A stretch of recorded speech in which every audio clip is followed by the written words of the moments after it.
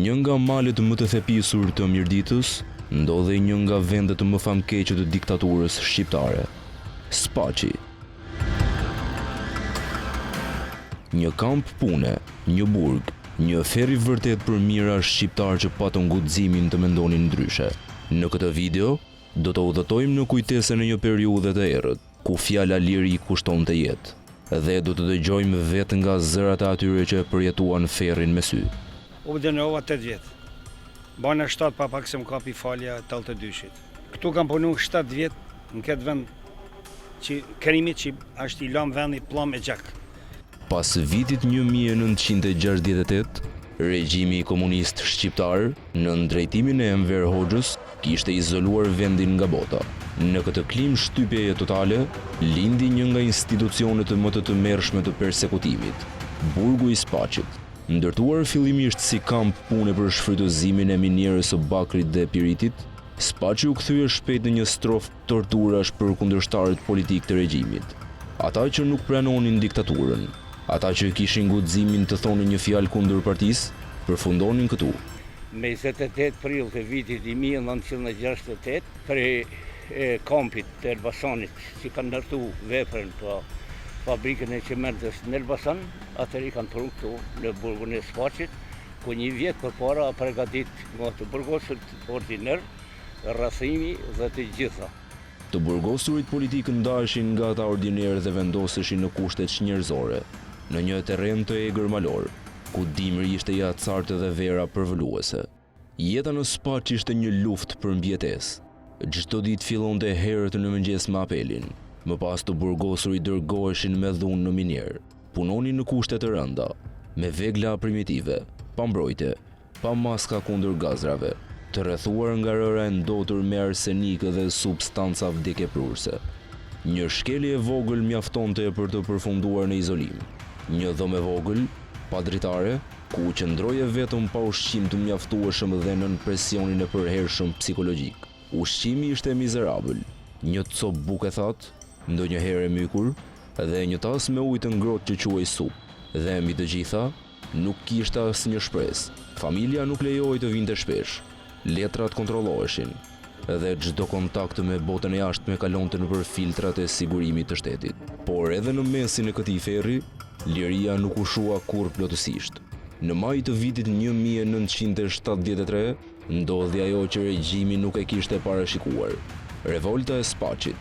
Një grup të rinj të burgosur, studentë dhe ish ushtarak, vendosën të ngrinin krye. Ngritën flamurin kombëtar pa yllin komunist dhe thirrën parulla si: poshtë diktatura, liri ose vdekje.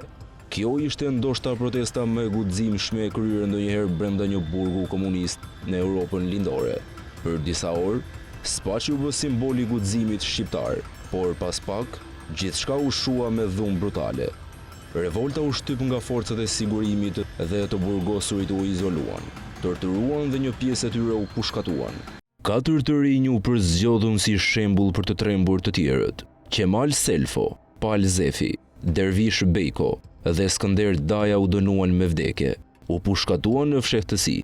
Trupat e tyre nuk ju kthyen kurrë familjarëve. U zhdukën në dheun e kodrës përballë burgut, pa një gur, pa një kryq, pa një emër. Kodra përballë burgut të Spaçit ka qenë për dekada vendi ku regjimi hidhte trupat e të pushkatuarve. Aty, në atë tokë të vetmuar, pa asnjë shenjë, u zhdukën dhjetra të burgosur që nuk pranuan të përkulen. Asnjë njoftim zyrtar, asnjë varr i shënuar.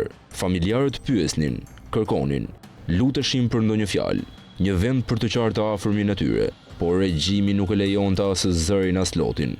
Disa ishte burgosur politik, pas rënies së komunizmit, e dëshmuan vendin ku ishin hedhur trupat. E quajnë kodra e vdekjes, aty ku toka mban ende të fshehura e shtrat e tyre që regjimi deshi t'i zhdukte edhe nga historia.